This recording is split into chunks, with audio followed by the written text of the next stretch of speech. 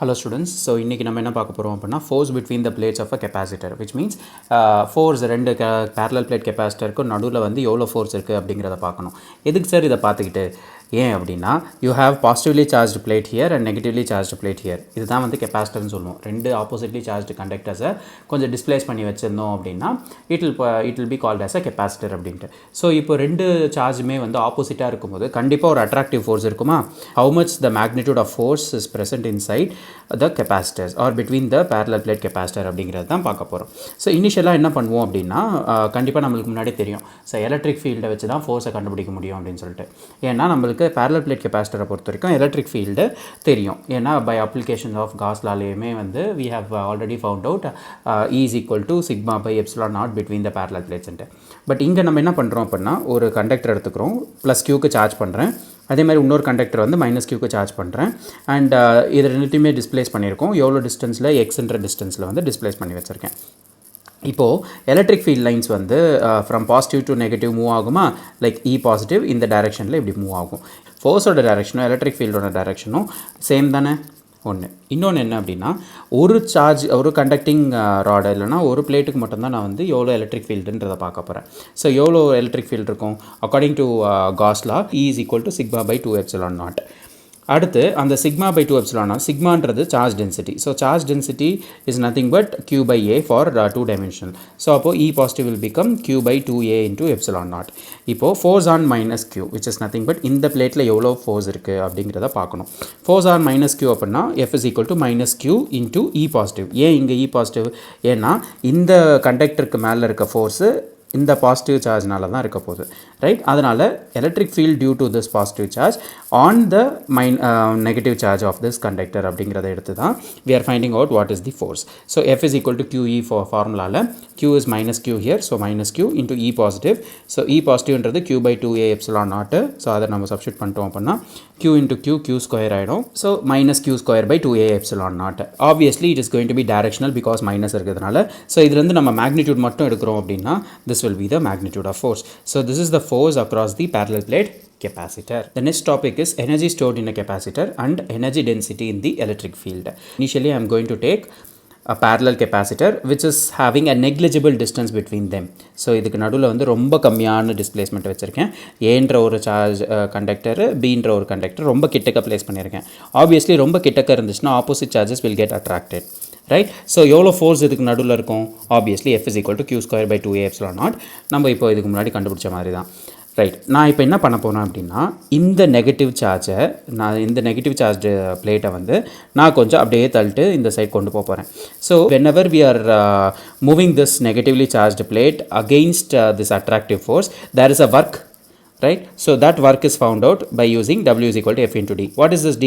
This is nothing but the negatively charged plate is getting displaced to a distance of D from 0 condition. So அப்போ இப்போ என்ன இருக்கும், இதுக்கு அக்ராஸாக வந்து ஒரு ஃபோர்ஸ் இருக்கும் which is going to be attractive and this is the force which is applied, which means the work done by us to make this conductor move is going to be equal to that of the work done between the conductors. So அப்போ இப்படி இந்த கண்டிஷனில் வந்து work done is going to be W is equal to F into D. So where F is going to be Q square by 2a epsilon naught into D.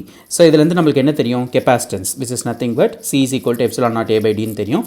அதை இதில் substitute பண்ணிங்க அப்படின்னா epsilon naught a into D. So இது அப்படியே வந்து C ஆகிடும். So the work done is going to be Q square by 2C. இந்த work done ன்றது என்ன அப்படின்னா it is nothing but the energy which is stored inside the capacitor as well. The work which is being done to move this capacitance plate is going to be the energy which is present inside the capacitance, which is nothing but the potential energy, obviously, right? So work done must be equal to the increase in the energy of the system. So எவ்வளோக்கு எவ்வளோ வந்து உள்ளுக்குள்ள potential energy இருக்கோ அவ்வளோக்கு எவ்வளோ நான் work பண்ணணும். So அப்போனா தான் வந்து I will get the total potential energy. So எவ்வளோ எனர்ஜி இருக்கும்? work done is directly equal to the energy, potential energy. நம்ம இதை ஆல்ரெடி வந்து potential energyலுமே பார்த்தோம்.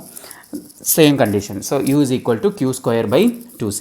And we also know the formula for Q is equal to CV. And the formula நான் இங்கே substitute பண்ணேன் அப்படின்னா the potential energy can be written as, or the energy stored in a capacitor is going to be U is equal to half CV square or U is equal to Q square by 2C or U is equal to half QV. So in the condition la pathinga appadina I have a parallel plate capacitor which is having displacement of d1. So initially வந்து இந்த conditionல I will be finding out its potential energy and all. Next நான் என்ன பண்ண போறேன் அப்படினா இந்த negatively charged plate வந்து I am going to do some work. I am going to increase it to a certain displacement d2. அப்ப என்ன ஆயிடும் இதுக்கு நடுவுல இருக்கிற electric field புது electric field create ஆகுமா? Why? Because there is a new volume here. அப்போது நான் என்ன பண்ணுவேன் அப்படின்னா நான் இப்போ சப்போஸ் இந்த ஸ்பேஸிங்கை வந்து நான் இன்க்ரீஸ் பண்ணுறேன் அப்படிங்கிற பட்சத்தில் the new potential energy will be q square by 2a epsilon naught d2 minus d1 because this is going to be of greater size and this is going to be of lower size. So d2 minus d1 will be your displacement. So இவ்வளோ amount of work தான் வந்து we are going to perform and this amount of energy is going to store inside the capacitor. So now what we are going to do is இப்போ புதுசாக நான் வந்து ஒரு displacement வந்திருக்குல்ல, so this one. So you are going to have a new electric field here and this new electric field will be created in the new volume. So what is the volume? It is nothing but A into d2 minus d1 is the new volume. This electric field has some energy associated with it. So now the energy stored per unit volume, which is nothing but இப்போ நான் வந்து displace பண்ணோனே the volume is getting changed, right? So அப்போ இவ்வளோ வால்யூமுக்கு எவ்வளோ energy store ஆயிருக்கும், which is nothing but the new energy which is stored per unit volume. So it is going to be found out. So u is equal, small u is equal to capital U by V. So capital U என்னது the q square by 2a epsilon naught d2 minus d1 and volume is a into d2 minus d1. So d2 minus d1 gets cancelled both in numerator and denominator and now you get a new potential energy which is going to be q square by 2a square epsilon naught. So now if I take 1 by 2 epsilon naught common or otherwise if you are multiplying and dividing by epsilon naught, entire equation will turn like 1 by 2 epsilon naught into q by a epsilon naught whole square. இது ஏன் sir பண்ணுறோம்? Because we are going to relate the energy with respect to the electric field. So you know electric field is q by epsilon naught a according to the Gauss law again. So E is equal to q by epsilon naught a. So அப்போ q by epsilon naught a பதிலா E substitute பண்ணிங்க அப்படின்னா E square. So this is going to be your total potential energy per unit volume of the capacitor. So U is equal to half epsilon naught E square.